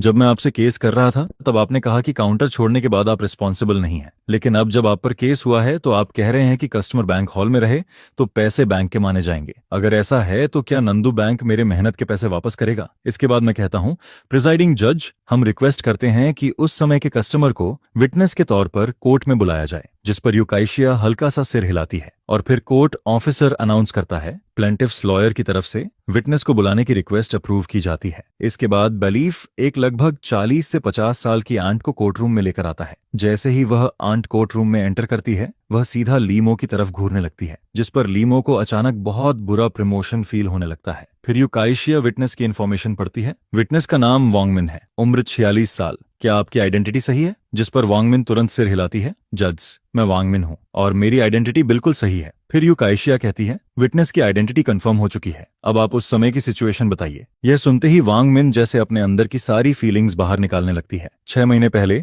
मैंने नंदू बैंक में पैसे जमा किए थे। हो सकता है नंदू बैंक के लिए 1,50,000 युआन ज्यादा ना हो, लेकिन वह पैसे मेरे और मेरे परिवार की कई सालों की मेहनत थे। हम वह पैसे अपने बेटे के फ्यूचर के लिए जोड़ रहे थे, लेकिन बाद में हमें पता चला कि वह पैसे गायब हो चुके हैं, जिस पर हमने लॉयर की सलाह पर बैंक पर केस किया। लेकिन बैंक ने कहा कि वह रिस्पॉन्सिबल नहीं है। उन्होंने कहा कि मैंने अपने पैसे की सही से देखभाल नहीं की और इसी वजह से मेरा केस हार गया। आज मैं सिर्फ नंदू बैंक से एक सवाल पूछना चाहती हूँ, आपका मतलब क्या है? क्या आप डबल स्टैंडर्ड यूज कर रहे हैं? जब मैंने आप पर केस किया तब आपने कहा कि काउंटर छोड़ने के बाद आप रिस्पॉन्सिबल नहीं हैं, लेकिन अब जब आप पर केस हुआ है तो आप कह रहे हैं कि बैंक हॉल में कस्टमर के पैसे का लॉस हो तो उसकी मेन रिस्पॉन्सिबिलिटी बैंक की है, और अगर कस्टमर बैंक हॉल से बाहर नहीं निकला तो वह पैसा बैंक का माना जाएगा। तो फिर क्या आपको मेरे मेहनत के पैसे मुझे वापस नहीं देने चाहिए? शुरू में वांगमिन काफी कामली बोल रही होती है, लेकिन वह जितना ज्यादा बोलती है उतना ही ज्यादा एक्साइटेड होती जाती है और आखिर में वह गुस्सा होकर गालियां देना शुरू कर देती है, जिस पर साइड में खड़े पुलिस वाले उसे कंट्रोल करने की कोशिश करते हैं, लेकिन वह उसे रोक नहीं पाते। फिर ट्रायल थोड़ी देर के लिए सस्पेंड हो जाता है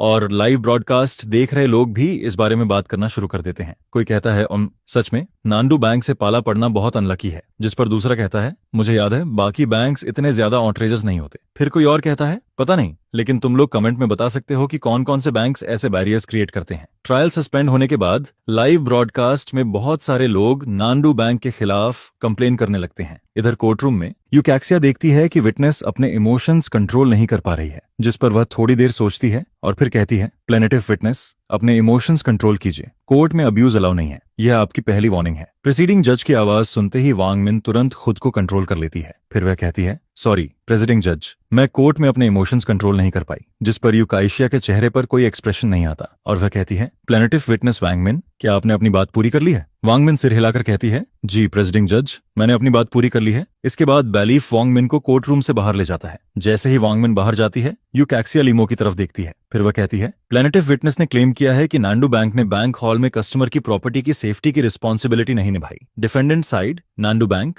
उस समय की सिचुएशन पर अपना एक्सप्लेनेशन दे। यह सुनकर लीमो अपनी मुट्ठियां कस लेती है और खुद को जबरदस्ती शांत करने की कोशिश करती है, क्योंकि यह लॉ सूट उसके लिए बहुत ज्यादा टॉर्चर बन चुका था। उसे तो अब ऐसा फील होने लगा था कि शायद वह यह केस जीत ही नहीं पाएगी। फिर वह लंबी सांस लेती है और खुद को शांत करके कहती है, प्रिजाइडिंग जज, मुझे प्लेंटिफ विटनेस की मेंटल कंडीशन पर डाउट है। अभी थोड़ी देर पहले एडजर्नमेंट के दौरान विटनेस का बिहेवियर नॉर्मल नहीं था, इसलिए मुझे लगता है कि कोर्ट में उसकी बात को प्रॉपर एविडेंस नहीं माना जा सकता। इतना कहकर लीमो मेरी तरफ देखती है, लेकिन उसी वक्त उसे अचानक बहुत बुरा फीलिंग होने लगता है, क्योंकि यूकाइशिया अभी सोच ही रही होती है कि लीमो की बात मानी जाए या नहीं। तभी मैं अपना हाथ उठा देता हूँ, जिस पर यूकाइशिया मेरी तरफ देखकर पूछती है, प्लेंटिफ्स लॉयर, क्या आपको कुछ कहना है या कुछ ऐड करना है? मैं हल्का सा स्माइल करता हूँ और अपने हाथ में मौजूद फाइल्स ऊपर उठाता हूँ। लीमो ध्यान से उन फाइल्स को देखती है और उसमें करीब 10 से 12 विटनेस फाइल्स होती हैं, जिस पर लीमो कंफ्यूज्ड होकर मेरी तरफ देखने लगती है। मैं उसकी तरफ देखकर हल्का सा स्माइल करता हूँ और फिर कहता हूँ, प्रेसिडिंग जज, हम डिफेंस लॉयर की बात से एग्री करते हैं। अगर उन्हें लगता है कि यह विटनेस मेंटली अनस्टेबल हो सकती है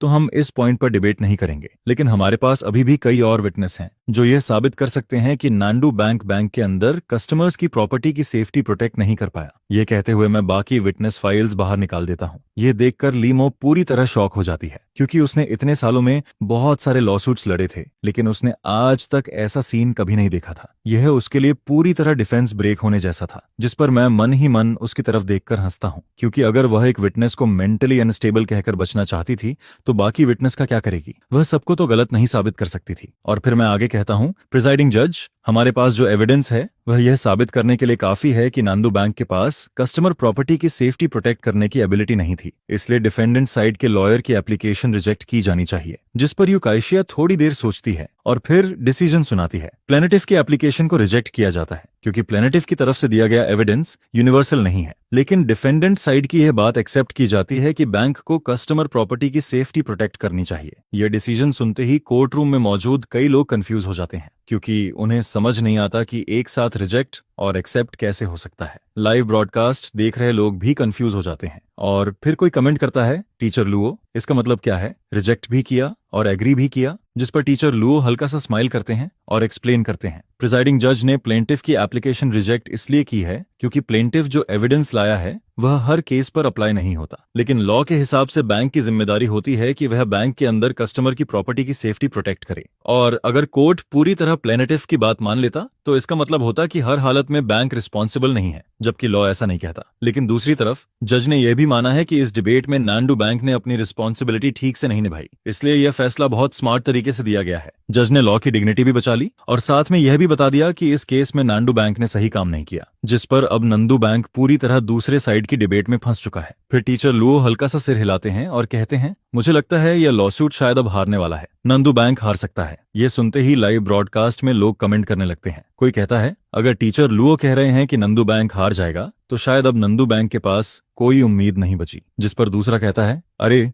आखिर टीचर लुओ कौन है ये मत भूलो। फिर लुडाकियांग कमेंट सेक्शन को देखकर हल्का सा स्माइल करते हैं और कहते हैं, ठीक है, ये लॉसूट अब लगभग खत्म होने वाला है, अब फाइनल स्टेटमेंट्स देखते हैं। और फैसला सुनाए जाने के बाद कोर्ट इस जजमेंट रिजल्ट को अडॉप्ट कर लेता है, जिस पर लीमो अपना हाथ उठाता है और प्रेसिडिंग जज से कहता है कि आपने मुझे अपनी बात पूरी करने और ये एक्सप्लेन करने का मौका ही नहीं दिया कि मैंने जो अभी ट्रायल एप्लीकेशन दी थी वो इनवैलिड थी। यह सुनकर प्रेसिडिंग जज कहता है कि एप्लीकेशन इनवैलिड थी, जिस पर लीमो के चेहरे पर काली लकीरें पड़ जाती हैं और वह हैरानी में सोचता है कि आखिर एप्लीकेशन इनवैलिड होने का मतलब क्या है। फिर प्रेसिडिंग जज कहता है, मैं ये पूछना चाहता हूं कि एप्लीकेशन इनवैलिड क्यों है? ट्रायल रिजल्ट पहले ही जारी किया जा चुका है, डिफेंडेंट को नोटिफाई भी कर दिया गया है, इसलिए अब यह एप्लीकेशन इनवैलिड है। अगर डिफेंडेंट फिर भी अपनी एप्लीकेशन पर इंसिस्ट करना चाहता है तो वह ट्रायल के बाद एडमिनिस्ट्रेटिव अपील फाइल कर सकता है, लेकिन अभी एप्लीकेशन इनवैलिड है। जिस पर वह डिफेंस लॉयर की तरफ देखते हुए कहता है, अगर इस टॉपिक पर डिस्कशन आगे जारी रही तो आपको दूसरी बार वार्निंग दी जाएगी। यह सुनकर लीमो ट्रायल टेबल की तरफ देखता है, लेकिन उसके अंदर ऐसा फील होता है जैसे वह कुछ भी नहीं कर पा रहा हो। उसके अंदर की सारी फ्रस्ट्रेशन और गुस्सा दबता जाता है और वह लगभग घुटने लगता है, जिसके बाद उसके मुंह से धीरे धीरे सिर्फ एक शब्द निकलता है, ठीक है। इसके बाद प्रेसिडिंग जज और काई जिया हल्का सा डिफेंडेंट की तरफ देखते हैं, यानी लीमो की तरफ, और फिर मेरी तरफ नजर डालते हैं, जिस पर वह लॉ हैमर बजाता है और कहता है, अब प्लेनेटिव और डिफेंडेंट अपनी फाइनल कोर्ट स्टेटमेंट दें। पहले प्लेनेटिव का लॉयर अपनी फाइनल स्टेटमेंट देगा। यह सुनकर मैं धीरे धीरे खड़ा होता हूं, क्योंकि फाइनल कोर्ट स्टेटमेंट का सबसे इंपॉर्टेंट हिस्सा यही होता है कि क्या वह जज को इंप्रेस कर पाती है या नहीं। अगर हम जज को कन्विंस नहीं कर पाए तो हम ये केस हार सकते हैं और वांग ली को फिर से सजा मिल सकती है। मेरी पहले की अंडरस्टैंडिंग के मुताबिक कैसिया सबसे ज्यादा लॉ की इंटरप्रिटेशन को इंपॉर्टेंस देती है। उसके लिए कानून की हर प्रोविजन सबसे ऊपर होती है। जिस पर मैं धीरे से खड़ा होकर कहता हूँ, ऑनरेबल प्रेसिडिंग जज, हमने इस लॉसूट में जितने भी एविडेंस और लीगल डॉक्यूमेंट सबमिट किए हैं उनके अलावा हमारे पास कुछ भी ऐड करने के लिए नहीं है। मैं सिर्फ इतना कहना चाहता हूं कि लीगल जस्टिस कभी किसी अच्छे इंसान को गलत तरीके से पनिश नहीं करती और ना ही किसी बुरे इंसान को छोड़ती है। मैं उम्मीद करता हूं कि यह ट्रायल कानून के नॉर्मल प्रोसेस के हिसाब से चले और हम सब अपना ओथ याद रखें। यह सुनकर चाइसिया हल्का सा संतुष्ट होकर सिर हिलाती है, जिसके बाद वह कहती है, प्लेंटिफ की स्टेटमेंट पूरी हुई, अब डिफेंडेंट अपनी स्टेटमेंट देगा। जिस पर ली मो धीरे धीरे खड़ा होता है, क्योंकि वह जानता है कि यह फाइनल स्टेटमेंट नंदू बैंक के लिए आखिरी चांस है और वह यह भी महसूस कर रहा होता है कि इस लॉसूट का माहौल उनके खिलाफ जाता दिख रहा है। फिर वह कहता है, रिस्पेक्टेड चीफ जज, इस लॉसूट में हमारी नंदू बैंक विक्टिम की पोजीशन में है। मुझे लगता है कि सिंपैथी अपनी जगह है, लेकिन लॉ रशलेस होता है। हमारी नंदू बैंक आखिरकार विक्टिम है और प्लेनेटिव की तरफ से जो कंपेंसेशन प्रपोजल दिया गया है वह हमारे लिए बहुत अनफेयर है। यह सुनकर चाइसिया बिना किसी एक्सप्रेशन के उसकी बात सुनती रहती है और फिर सामने प्लेंटिफ टेबल की तरफ देखने लगती है, जिसके बाद वह वांग ली से कहती है, अब पार्टी खुद अपनी फाइनल स्टेटमेंट दे। जिस पर वांग ली अपना सिर उठाता है, ट्रायल टेबल की तरफ देखता है और फिर मेरी तरफ नजर डालता है। इसके बाद वह कहता है, डियर प्रेसिडिंग जज, मुझे इस ट्रायल से कोई ऑब्जेक्शन नहीं है। मैं कोर्ट जो भी फैसला देगी उसे एक्सेप्ट करूंगा। इसके साथ ही उसकी स्टेटमेंट खत्म हो जाती है। फिर कोर्ट अनाउंस करती है कि अब 30 मिनट के लिए एडजर्नमेंट होगा। इसके बाद 30 मिनट बीत जाते हैं और फिर ट्रायल दोबारा शुरू होता है। काइशा और बाकी जजेस वापस कोर्ट रूम में आते हैं, लॉ हैमर बजता है और कोर्ट फिर से शुरू होती है,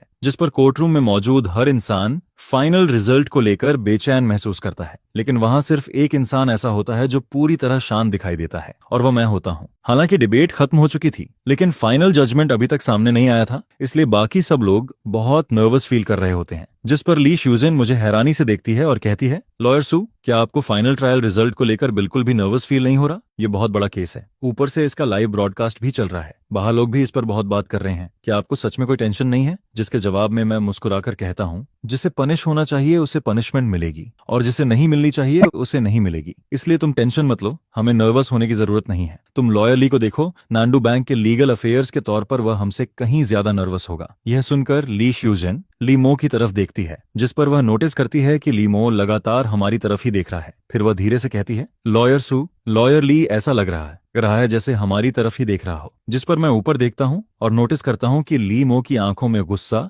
बेचैनी, नफरत और डर सब एक साथ दिखाई दे रहे हैं। वह लगातार मुझे घूरता रहता है। यह देखकर मैं हल्का सा मुस्कुरा देता हूँ और कहता हूँ, टेंशन मत लो, लॉयर ली बस पहले से प्रोटेक्शन ड्रिल कर रहा है। उसी समय कोर्ट रूम के अंदर तीनों जजेस फाइनल डिसीजन पर डिस्कशन कर रहे होते हैं। कैसिया बाकी 2 जजेस की तरफ देखती है, जिस पर उनमें से एक जज कहता है, वांग ली की इनोसेंस को लेकर प्लेनेटिफ ने कोर्ट में काफी लीगल आर्ग्यूमेंट्स दिए हैं, लेकिन फर्स्ट ट्रायल में उसे 20 साल की सजा मिली थी और सेकंड ट्रायल में भी वही फैसला मेंटेन किया गया था। यह सुनकर दूसरा जज भी सिर हिलाकर सहमति जताता है, लेकिन चाइसिया धीरे से कहती है, ट्रायल रिजल्ट लॉ के बेसिस पर होना चाहिए। फर्स्ट और सेकंड ट्रायल को रिफर करने की जरूरत नहीं है, हम प्रिजाइडिंग जज के जजमेंट के हिसाब से चलेंगे। जिस पर आखिर में तीनों जजेस अपना फाइनल डिस्कशन खत्म कर लेते हैं और काइसिया फाइनल रिजल्ट तैयार करती है। इसके बाद कोर्ट रूम में 30 मिनट का समय बहुत जल्दी खत्म हो जाता है। इस लॉसूट को फॉलो करने वाला हर इंसान फाइनल वर्डिक्ट का इंतजार करता रहता है। फिर काइसिया और बाकी 2 जजेस कोर्ट रूम में वापस आते हैं, जिस पर क्लर्क जोर से अनाउंस करता है, ऑल राइज। यह सुनकर कोर्ट रूम में मौजूद सभी लोग खड़े हो जाते हैं। लीमो घबराहट के साथ ट्रायल बोर्ड की तरफ देखता है,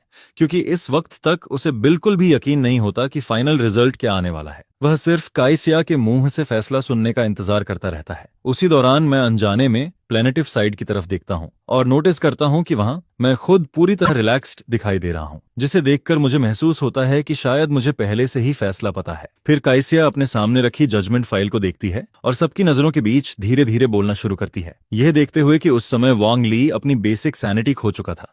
इसलिए वांग ली को 6 महीने की प्रिजन सेंटेंस दी जाती है, जिसे 1 साल के लिए सस्पेंडेड रखा जाता है। प्लेनेटिव को मिली कंपेंसेशन के खिलाफ जो इलीगल पैसा लिया गया था उसे वापस करने का ऑर्डर दिया जाता है, जिस पर नांडू बैंक को भी इस केस में शामिल माना जाता है और नांडू बैंक को वांग ली से माफी मांगने की सजा दी जाती है। इसके साथ ही डिफेंडेंट की तरफ से फाइल किए गए बाकी सभी क्लेम्स रिजेक्ट कर दिए जाते हैं। फिर कोर्ट कहती है, यह इस केस का फाइनल जजमेंट है और हमारे देश के प्रोसीजरल लॉ के हिसाब से यह कोर्ट मैंडेटरी सस्पेंशन टाइम के अंदर सभी पार्टीज को जजमेंट कॉपी भेज देगी। यह फाइनल वर्डिक्ट सुनते ही ली मो पूरी तरह टूट जाता है। वह हार गया था, नांडू बैंक हार गया था, और सिर्फ हारा ही नहीं बल्कि पूरी तरह बुरी तरह हार गया था, क्योंकि न सिर्फ वांग ली के खिलाफ रॉबरी वाले फर्स्ट और सेकंड ट्रायल के फैसले पलट दिए गए, बल्कि उसे सिर्फ 6 महीने की सजा दी गई, और सिर्फ 6 महीने भी नहीं बल्कि प्रोबेशन के साथ, जिस पर अगर टेक्निकली देखा जाए तो यह पनिशमेंट ना के बराबर थी। जिस वक्त यह वर्डिक्ट सुनाया जाता है उसी वक्त नंदू बैंक का लीगल अफेयर्स हेड लीमो अंदर से पूरी तरह हिल जाता है।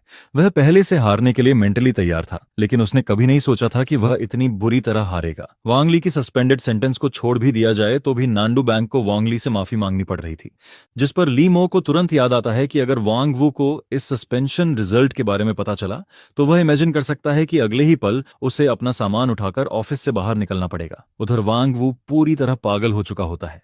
वह गुस्से में लीगल ऑफिस का दरवाजा जोर से खोलता है, उसकी आंखें पूरी तरह फैली हुई होती हैं और वह चिल्लाकर कहता है, शू जिक्यांग, तुमने मुझसे कैसे प्रॉमिस किया था कि नंदू बैंक यह केस जरूर जीतेगी और पब्लिक ओपिनियन भी हमारे फेवर में होगी? क्या यही तुम्हारी जीत है? जिस पर वांग वू और शू जिक्यांग दोनों लीगल ऑफिस में ट्रायल का लाइव ब्रॉडकास्ट देख रहे होते हैं। हालांकि वांग वू पहले प्रेसिडेंट ऑफिस वापस चला गया था, लेकिन फिर भी वह चुपके से ट्रायल सस्पेंशन का लाइव स्ट्रीम देख रहा होता है, क्योंकि यह मामला सीधा नंदू बैंक की रेप्यूटेशन से जुड़ा हुआ था। नंदू बैंक सिर्फ एक लोकल बैंक थी और अगर उसकी इमेज खराब हो जाती तो बैंक को बहुत बड़ा नुकसान हो सकता था। फिर जैसे ही वर्डिक्ट अनाउंस होता है, वांग वू खुद को संभाल नहीं पाता और सीधे लीगल ऑफिस में आकर जस्टिस मिनिस्टर शू जिक्यांग से सवाल करने लगता है, जिस पर शू जिक्यांग भी खुद को बहुत हेल्पलेस फील करता है, क्योंकि उसने कभी इमेजिन भी नहीं किया था कि एक रूकी लॉयर जो नॉर्मली डिवोर्स कंसल्टिंग करता है वह क्रिमिनल लॉसूट में इतना डेंजरस साबित होगा और ट्रायल में सबको पूरी तरह दबा देगा, खासकर तब जब सामने सीआई सिया जैसी सीनियर प्रिसाइडिंग जज बैठी हो। फिर शू जिक्यांग जल्दी से कहता है, प्रेसिडेंट वांग, इस बार गलती हमारी लीगल डिपार्टमेंट की थी, लेकिन हालांकि हम केस हार गए फिर भी यह पूरी तरह हार नहीं है, क्योंकि हमें सिर्फ एक सिंपल अपोलॉजी करनी है।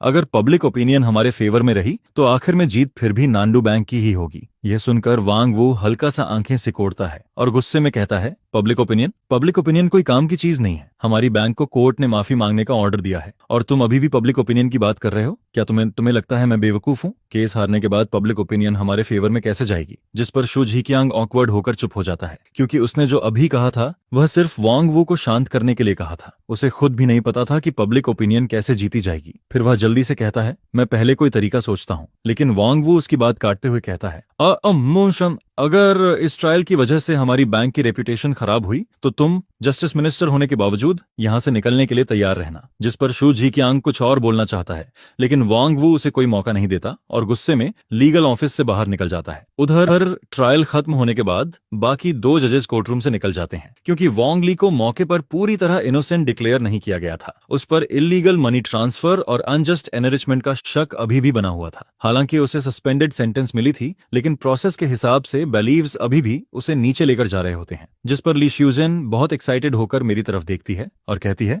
लॉयर सू, हम ये लॉसूट जीत गए, हम सच में जीत गए। वांग ली को सिर्फ कुछ महीनों की सजा मिली। फिर वह आगे कहती है, फर्स्ट और सेकंड ट्रायल में उसे 20 साल की सजा मिली थी, उसके मुकाबले यह फैसला तो बहुत बड़ी जीत है। ये कहते कहते ली श्यूजेन एक्साइटमेंट में हल्का सा उछलने लगती है और उसका पूरा शरीर खुशी से कांपने लगता है। जिस पर मैं उसकी तरफ देखता हूँ, उसके चेहरे पर बहुत बड़ी स्माइल होती है और उसके होंठ एक्साइटमेंट में ऊपर उठे हुए होते हैं। फिर मैं हल्का सा मुस्कुराकर कहता हूँ, मैंने तुम्हें पहले ही कहा था ना, ये लॉ सूट हम जरूर जीतेंगे, और सिया का ऐसा जजमेंट देना ये तो मैंने पहले से एक्सपेक्ट कर लिया था। इसके बाद मैं आगे कहता हूँ, अगर कोई नॉर्मल लॉयर होता तो इतनी कम सजा दिलाना ऑलमोस्ट इम्पॉसिबल था और फर्स्ट इंस्टेंस के फैसले को सेकंड इंस्टेंस में मेंटेन रखना भी मुश्किल था। लेकिन वांग जिजोंग बहुत अनलकी था, क्योंकि उसे सेकंड ट्रायल में कोई अच्छा लॉयर नहीं मिला, जबकि इस बार उसने एक गोल्डन माउथ लॉयर ढूंढ लिया। फिर मैं थोड़ा रुककर कहता हूँ, असल में अभी भी कुछ इंपॉर्टेंट पॉइंट्स ऐसे हैं जो कोर्ट में रेज नहीं किए गए, लेकिन इस पूरे लॉसूट का सबसे बड़ा पॉइंट यही था कि वांग ली रॉबरी का गिल्टी है या नहीं, वही सबसे इंपॉर्टेंट था। फर्स्ट और सेकंड ट्रायल में उसे 20 साल की सजा मिली थी, इसलिए फाइनल ट्रायल में अक्सर पहले दोनों फैसलों को ध्यान में रखा जाता है। और लॉ की फेयरनेस बनाए रखने के लिए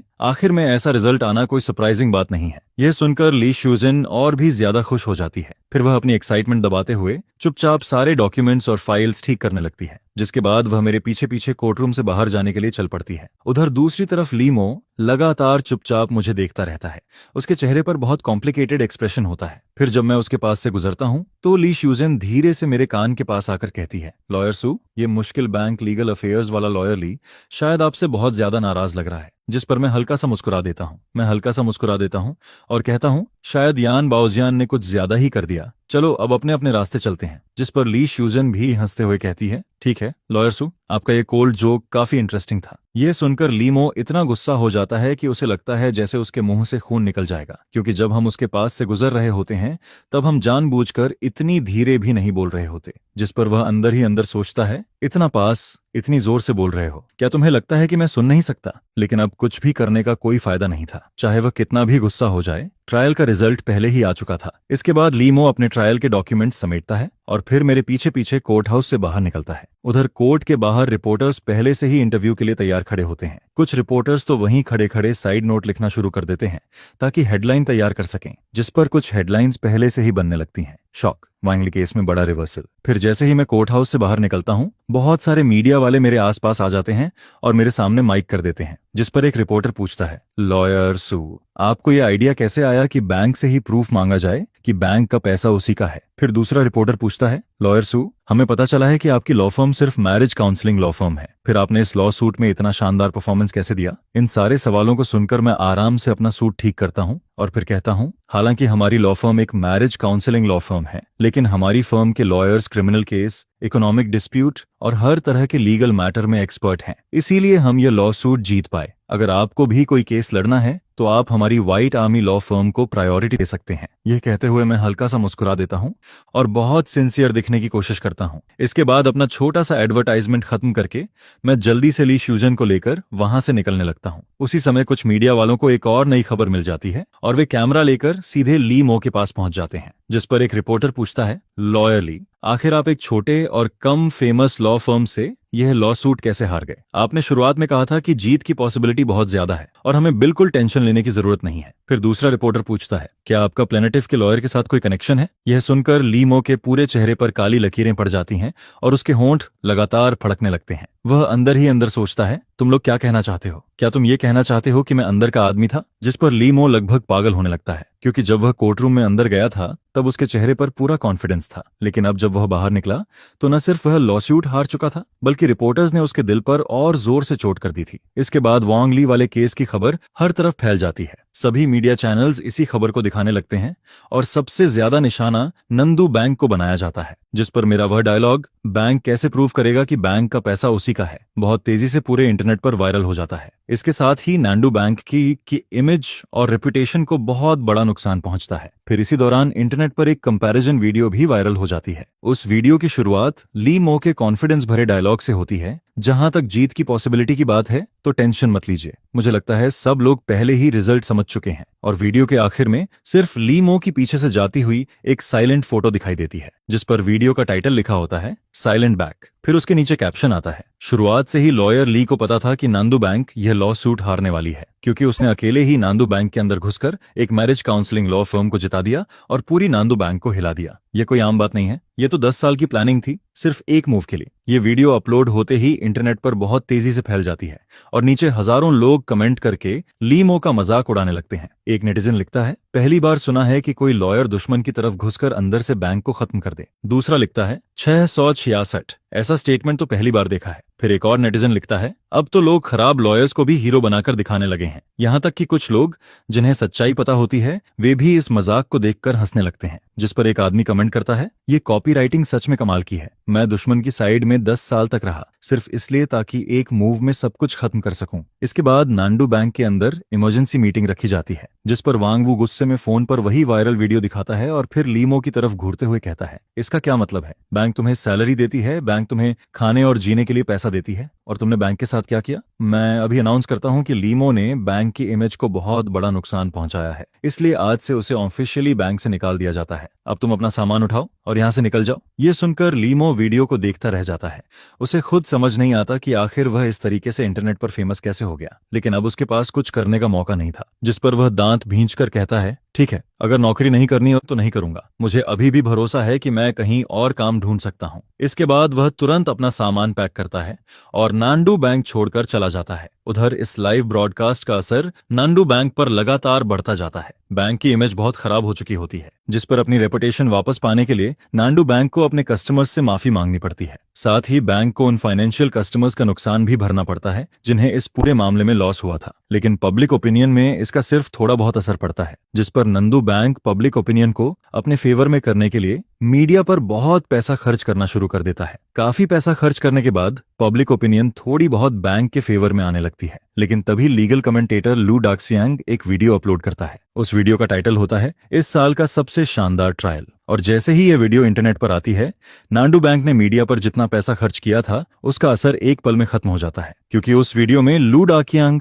ट्रायल में हुए पूरे लीगल नॉलेज और आर्ग्यूमेंट्स को डिटेल में एक्सप्लेन करना शुरू कर देता है। और साथ ही उसने ये भी एक्सप्लेन किया कि लॉयर को एक खास एंगल से डिबेट क्यों करनी पड़ी, जिस पर उसने ट्रायल के मेन पॉइंट्स को भी डिटेल में एनालाइज किया। हालांकि उसने सीधा नंदू बैंक का नाम नहीं लिया, लेकिन जो लोग समझते थे उन्हें पता था कि वह इनडायरेक्टली नंदू बैंक की ही बात कर रहा है। जिस पर इंटरनेट पर बहुत सारे लोग नांडू बैंक को लेकर कमेंट्स करने लगते हैं। कुछ लोग लॉ को सपोर्ट करते हैं और कुछ लोग नांडू बैंक को फिर से ट्रोल करना शुरू कर देते हैं। यह देखकर नांडू बैंक की रेपुटेशन को एक बार फिर बहुत बड़ा नुकसान होता है। उधर इंटरनेट पर जितना एक्साइटमेंट था उसके मुकाबले बाई जून लॉ फर्म काफी शांत था, क्योंकि यहाँ ज्यादातर लोग बस देखने आते थे, थोड़ा बहुत पूछते थे और फिर चले जाते थे। कुछ लोग लीगल इश्यू पूछने के बहाने आते थे, लेकिन जैसे ही उन्हें पता चलता था कि कंसल्टेशन के लिए फीस लगेगी, वे तुरंत वहां से निकल जाते थे, जिस पर एक भी नया केस नहीं आ रहा था। कभी कभी कुछ औरतें मैरिज इश्यू को लेकर मुझसे कंसल्ट करने आती थीं, लेकिन क्योंकि मुझे ऐसे केसेस में ज्यादा इंटरेस्ट नहीं था, इसलिए मैं उन्हें सीधे ली श्यूजन के पास भेज देता था, क्योंकि मुझे लगता था कि एक औरत दूसरी औरत की बात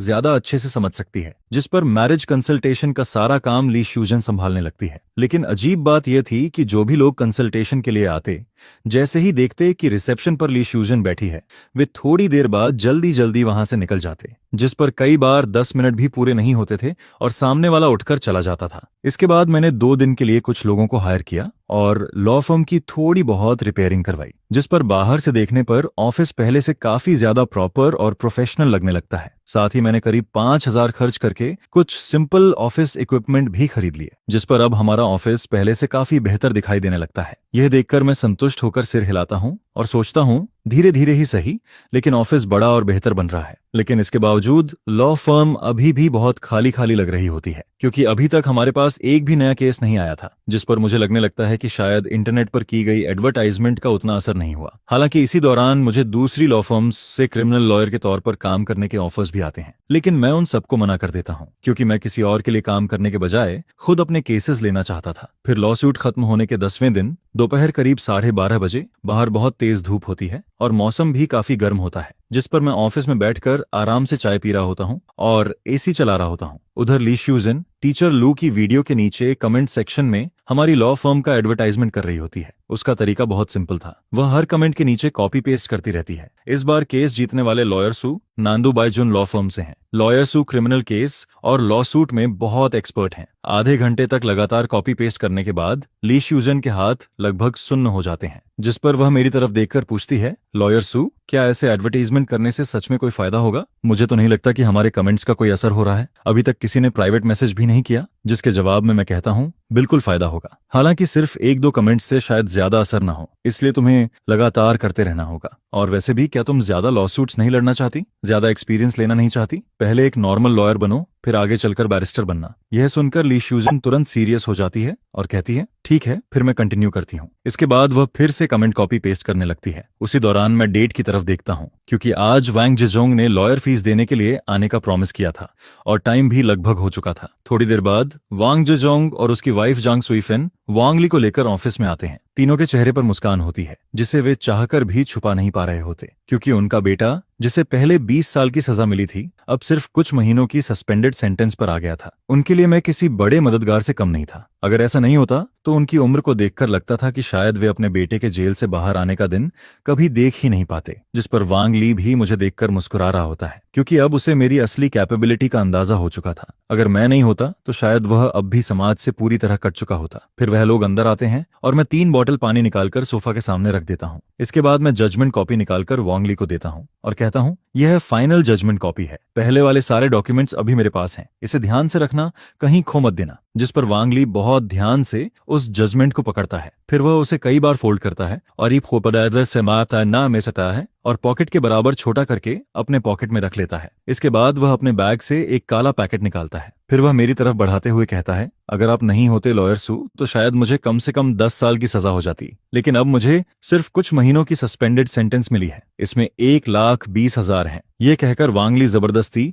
वह पैसे मेरे हाथ में देने लगता है। जिस पर वांग जिजोंग और झांग सुईफेन भी कहते हैं, लॉयर सू, इस बार यह लॉसूट आपकी वजह से जीती गई है और दूसरे लॉयर्स की फीस के मुकाबले यह पैसा पहले ही बहुत कम है, इसलिए आप इसे रख लीजिए। फिर झांग सुईफेन भी कहती है, हाँ, आपने हमारे परिवार की इतनी मदद की है, यह थैंक यू फीस कुछ भी नहीं है। यह सुनकर मैं मुस्कुरा देता हूँ, क्योंकि सच कहूं तो ऐसे केस में दूसरे फेमस लॉयर्स आराम से 1,80,000 तक मांग सकते थे और मैंने तो वांग ली को ऑलमोस्ट जेल जाने से बचा लिया था, क्योंकि लॉयर फीस हमेशा केस की डिफिकल्टी के हिसाब से तय होती है। जिस पर मैं उनकी तरफ देखकर चुपचाप सोचने लगता हूँ और वांग ली के बारे में सोचते हुए मैं पूछता हूँ कि आखिर तुम्हें अभी भी डिवोर्स लॉ सूट फाइल करने की क्या जरूरत है। जिस पर वांग ली अपने हिप्स को थोड़ा सा हिलाता है और फिर बेचैनी में अपने सीने को रगड़ता रहता है, जैसे उसका दिल अंदर ही अंदर जल रहा हो। मेरे सवाल के सामने वांग ली सिर हिलाता है और कहता है, लॉयर सू, मैं अभी भी प्रोबेशन पर हूँ। जिस पर मुझे डर लगता है कि अगर मैं खुद लॉसूट में पड़ा तो कहीं और ट्रबल ना हो जाए। इसके बाद वो आगे कहता है, मैं आपके पास इसलिए आया हूँ क्योंकि मैं आपको एक डिवोर्स लॉसूट इंट्रोड्यूस करवाना चाहता हूँ। डिवोर्स फाइल तो मुझे करना है लॉयर सू।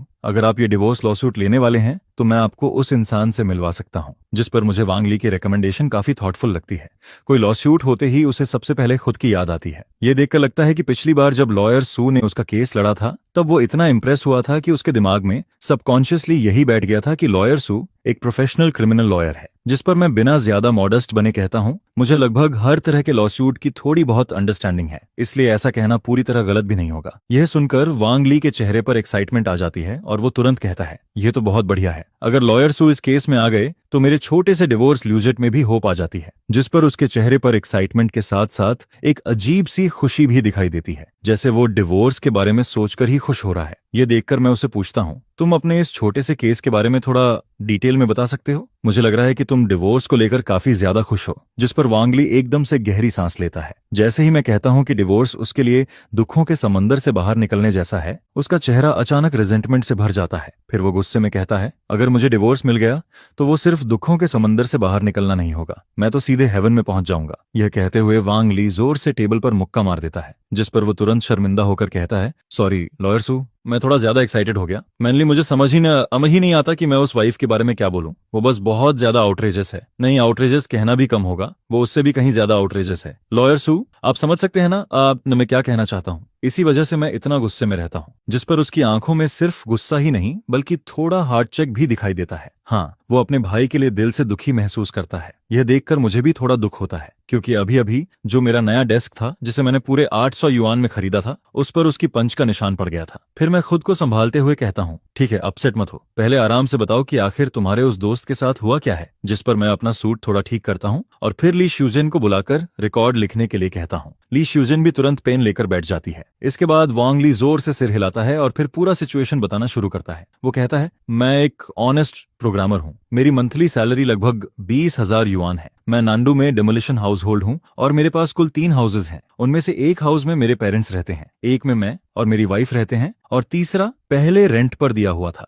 जिस पर वो आगे बताता है, लेकिन बाद में मेरी वाइफ कहती है कि उसका एक कॉलेग उस हाउस को रेंट पर लेना चाहता है, इसलिए हमने वो हाउस बाहर रेंट पर देना बंद कर दिया। फिर वो अपनी वाइफ के बारे में बताता है। मेरी वाइफ मेरे कजन के ब्रदर इन लॉ की फैमिली से है। उनका फैमिली थोड़ा पुअर है। उसकी एज लगभग मेरे बराबर है, करीब 30 साल। उसकी हाइट 162 है। वेट 55 किलोग्राम है और उसकी सैलरी सिर्फ 3,000 युआन है। इसके बाद वो आगे कहता है उसके फैमिली में 2 छोटे ब्रदर्स भी हैं। उसके पेरेंट्स के पास कोई सोशल सिक्योरिटी या पेंशन नहीं है।